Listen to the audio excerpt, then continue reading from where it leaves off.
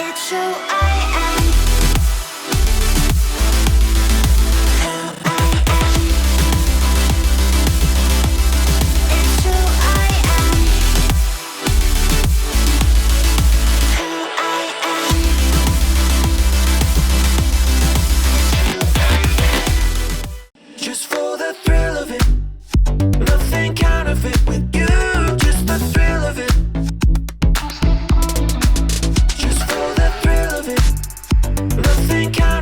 Hey you guys, how's everyone doing? This is your guy Assassin Dave. Welcome back to Foreign Famous Family again. And today we're gonna show you how to solo carry with Layla in a 1 vs 2 lane. Now a lot of times when you play solo queue, you're gonna find yourself completely alone with zero help. I don't know how it works that way, but it just happened to be that way. I'm pretty sure a lot of you can relate to this. Like if you're playing jungle position, your tank will be on the side lane. Just stick to the lane, going with your marksman the whole time.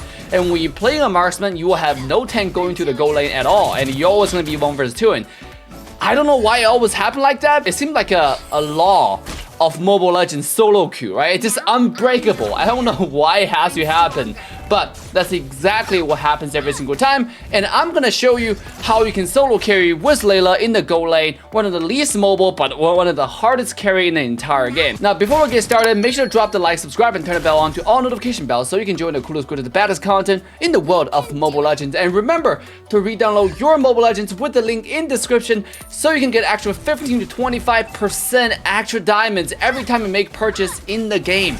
That's a lot of extra diamonds, so don't miss your opportunity. Do that right now. Now, starting off, we can see in this game particularly, I'm going against the Clint, I'm going against freaking Franco on the goal lane, and it was just a lot of pressure right off the bat, right? But instead of facing them, what I did was hug my tower and wait for the minion wave to actually push. Now, enemy, because they're noobs, they usually make the same mistake as these people do, which is shove in the lane. And because it shoved the lane, I can have the farm under my tower. Right after I shove the lane under my tower, hug my tower, I will go clear the gold crab and make sure you always pull the gold crab into the bush so you get some vision. And then I'll always come here and do this little jungle creep. Now, over here, when I saw the enemy Fanny come to my jungle, I stopped what I was doing and really waited for the Fanny. Luckily, the Fanny was a noob, just like my Fanny, but a little bit worse. So he ended up killing himself because his jungle was constantly harassed by our Franco. Now over here, beautiful rotation from this Jawhead right here. Like I said, I didn't really have any support to help me out starting off, but my team eventually rotated to catch the enemy Fanny, which gave me the opportunity to actually find some kills. Now I found a 1 kill, 1 assist. I don't know exactly how our team, is laid out in the position-wise. I don't know if we had a jungler, to be honest, because when we were playing the game, I was just trying to enjoy the game. Right now for Mobile Legends for me, it's just I play whatever makes me happy. And so far, I don't know about you guys, Marksman Go Lane makes me happy.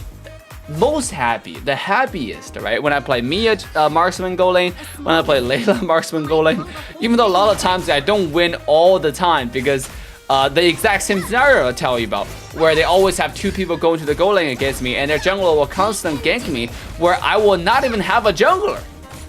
Like you see this match, right? I don't even have a jungler. I don't know what the hell happened. I have a carry going to the bottom lane and our entire jungle was untouched forever, but we ended up winning the game because I was able to safely stay on the top lane, goal lane, soak up my entire minion wave.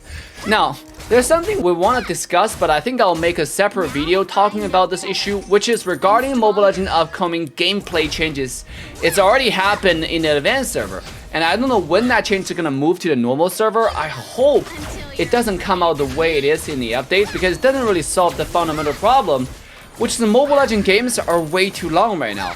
Like, sometimes when you have a game let's design for casual play like Mobile Legends. Obviously there's competitive side of it, but most of you guys are like me who are playing the game for fun right now, especially the game that is like for so many years old.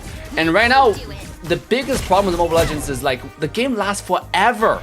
If you know you're gonna lose the game and your team doesn't surrender, but you know deep down that you already lost, right? You end up playing the mobile game for 30 minutes and you cannot go anywhere. You don't want to AFK because you're a decent human being and you're just hard stuck, you know, in front of your table. What they did with the change was that they changed the lore after 18 minutes and made the lore stronger so you don't have actual like 25-minute games. I mean, I think what they wanted to do is say, oh, you know, our game's lasting for a little bit too long, maybe over 20 minutes. Like, think about it for a second. If the game is changing a lore that happens at 18 minutes, that tells you the developer probably know the game is lasting on average over 18 minutes right now, which is insane, absurd, unheard of on a mobile game. This is a casual mobile game that is supposed to be like 12, 13 minutes like the old Mobile Legends. And somehow, the average game time is over 18 minutes, where the developer changing a lore after 18 minutes. That's insane, guys. I don't want that to happen. I think they need to change the lore in a way where lore should spawn every 2 to 3 minutes, maybe 2.5 minutes, or 2 minutes maybe too fast, because we complained about that and they changed it and made it longer, but it doubled the duration. Maybe now revert it back a little bit and change it to 3 minutes. Let's experiment with that, right? And then slowly move back and see like what can be better. But I think 3-minute lord is a good place to be per lord. Right now it's 4 minutes, maybe too long, and you could end up have 2 minutes of, you know, people doing nothing, sitting there like zombies. I don't know about you guys. That's just how I feel. I'm playing the game completely for fun now. Hope you guys are having fun with Mobile Legends also, because right now if you play solo queue in rank, whoo, you are literally torturing yourself. I gotta tell you, the solo queue in Mobile Legends is literally a torture. Okay, now coming back to how to farm in Go Lane 1 vs 2, you can see I destroyed the lane. I destroyed them one by one.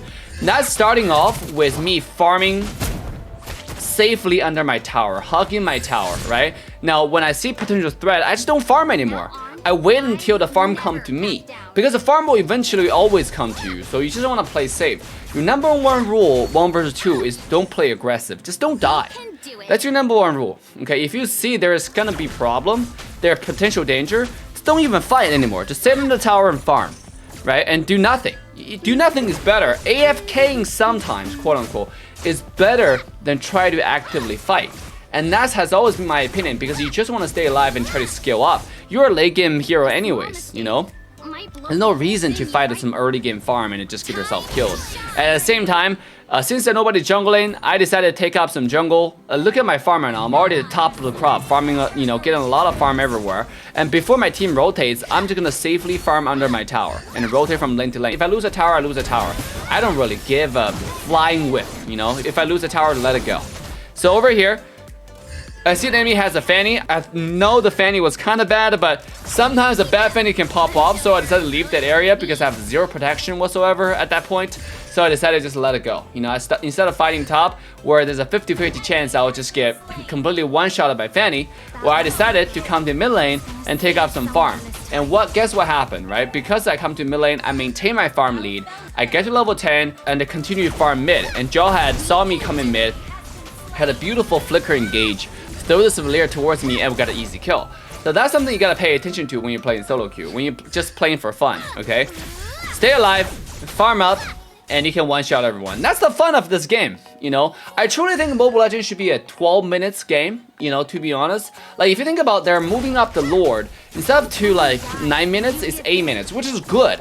Which is really, really good, because now it's really a choice, right? Do you want to do the turtle, or do you want to have the turtle turn to a lord? Because before now, if you do the turtle on time, you can have a 7-minute turtle and you can have a 9-minute lord. And now the last turtle is usually just a choice, right? You can wait for 8 minutes and have the thing just turn to a lord, and then you can just decide to do the lord, right? With your team, that is. Now, with that being said, the developer does know there is a problem with the game length. I think the current buff is basically saying we know the game is lasting for way too freaking long, but we don't know how to change it. I think we just need to shorten the Lord respawn timer, to be honest. Make the Lord spawn faster, and we're gonna have a game.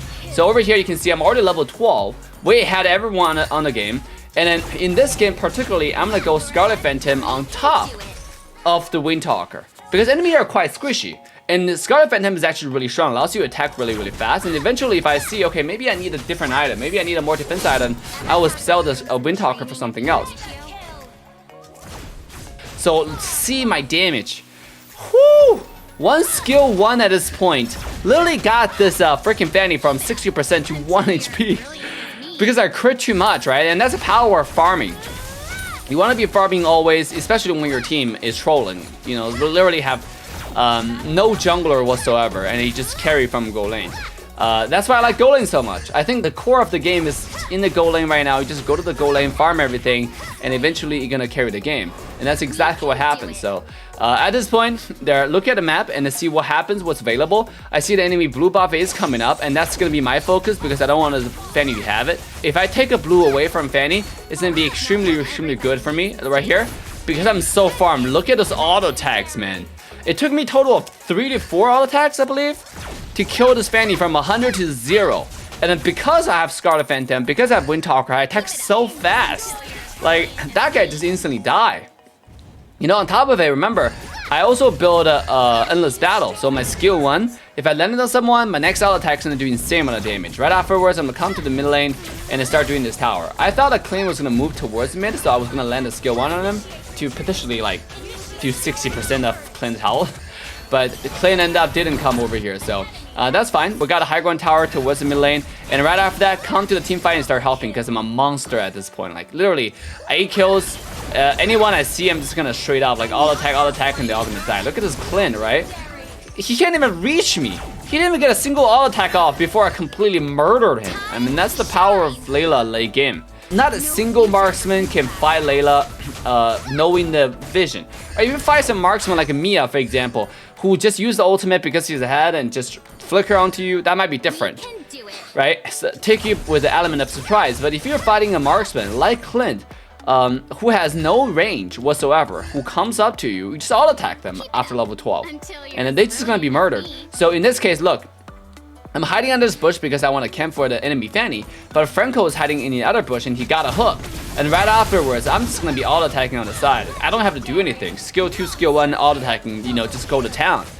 And that's going to be easy double kills. And Carrie got a double kill, and I think that's just going to be the end of the game because at this point, like, no one can trump us. I can touch them way outside of their tower range. There's no person left alive, right? Legendary, finish game 12-0-4, guys. I hope this helps. Just remember, always stay under tower. If you're fighting 1 versus 2, don't pressure. Don't be a hero.